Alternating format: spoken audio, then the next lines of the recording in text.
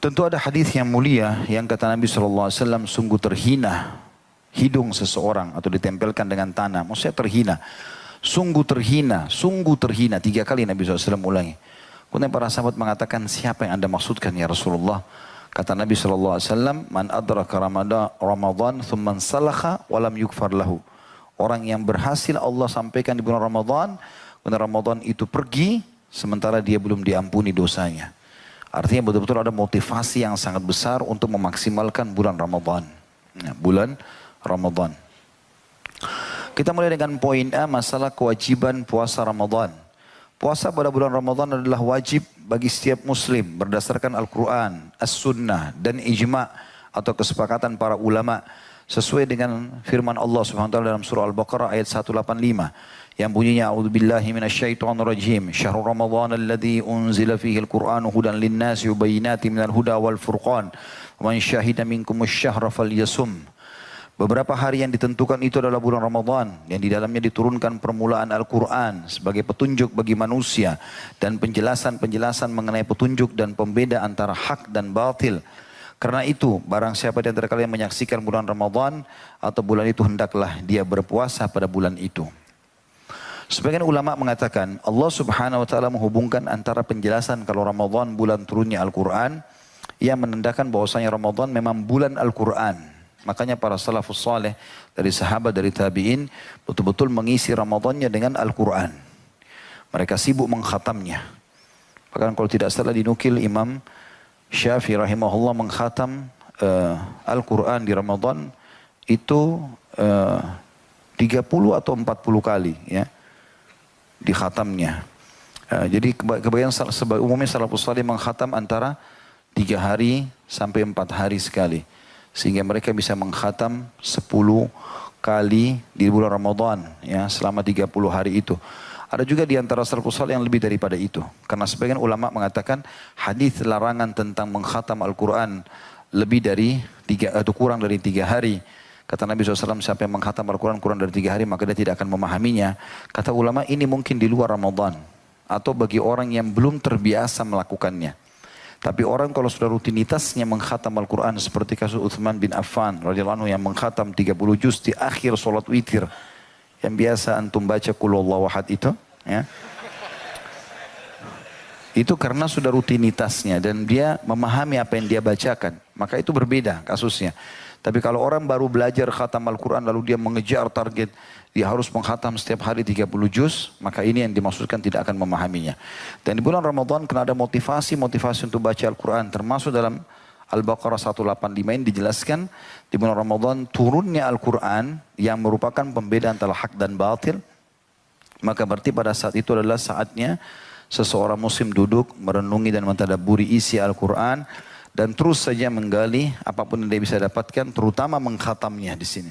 Karena Al-Quran memiliki 4 hak dari kita, dibaca walaupun tidak mengerti artinya. Dan ini sunnahnya mengkhatam. Al-Fatihah, Al-Baqarah, Al-Imran, terus sampai An-Nas. Dari surah nomor 1 sampai surah 114. Kemudian yang kedua mentadabburi. Kalau tadabburi 10 ayat per hari. Sebagaimana sebagian sahabat mengatakan, kami tidak pernah melewati setiap kali bertemu dalam sehari satu sama yang lain. Kecuali kami pasti membahas 10 ayat Al-Quran. Kemudian menghafalnya juga minimal 10 ayat per hari. Sehingga insya Allah kurang dari 2 tahun sudah bisa hafal 30 juz. Karena 6.000 sekian ayat kalau dibagi jumlah hari dalam setahun. Itu insya Allah tidak sampai 24 bulan ya. Sekitar 21 sampai 22 bulan itu sudah bisa menghafal asal per harinya 10 ayat. Kemudian yang terakhir mengamalkannya. Itu yang bisa diambil dari Al-Baqarah 185. Kemudian Rasulullah SAW bersabda tentang kewajiban bulan Ramadan. Hadis yang masyhur riwayat Bukhari nomor 8. Imam Muslim nomor 18. Atau nomor 16 maaf. Yang kata Nabi SAW, Buniyal Islamu ala khamsin, syahadati an la ilaha illallah wa anna Muhammad Rasulullah, wa iqamis salah, wa ita'iz zakah, wa hajjil baiti, wa somi Ramadan. Islam dibangun di atas 5 perkara. Bersaksi bahwasanya tidak ada Tuhan yang berhak disembah melainkan Allah. Dan bahwasanya Muhammad adalah utusan Allah. Mendirikan solat, melaksanakan haji, menunaikan zakat, melaksanakan haji ke Baitullah. Dan menjalankan puasa Ramadan.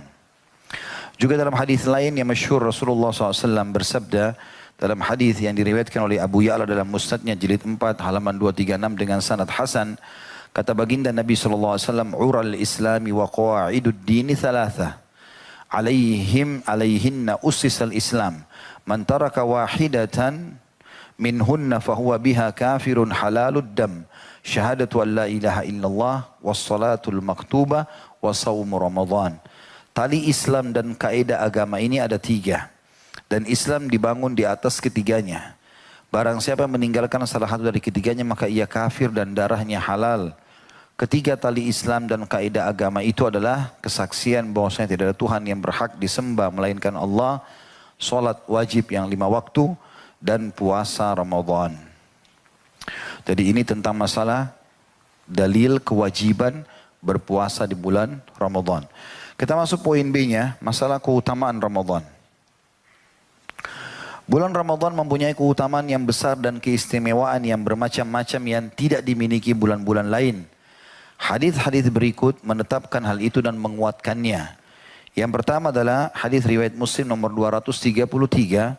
Kata baginda Nabi alaihi salatu wassalam, as-salawatul khamsu wal jum'atu ilal jum'ati wa ramadhanu ila ramadhana mukaffiratun lima bainahunna idza ijtunibatil kabair. Salat 5 waktu dan Jumat ke Jumat berikutnya serta Ramadan ke Ramadan selanjutnya adalah penghapus dosa-dosa di antara keduanya selama dosa-dosa besar dijauhi. Juga dalam hadis yang masyhur, dan ini syarat agar bisa diampuni dosa di Ramadan, kata Nabi SAW, man shama ramadhana imanan wahtisaba ghufira lahu ma taqaddama min dzambi.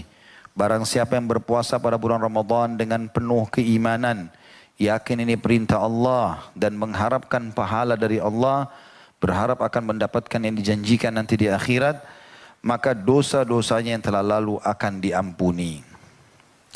Juga dalam hadis yang lain, hadis ini diriwayatkan oleh At-Tabarani, kata Nabi SAW, wa ra'aitu rajulan min ummati yalhathu atasha kullama warada haudan muni'a min faja'ahu siyamu Ramadan fasaqahu warawah.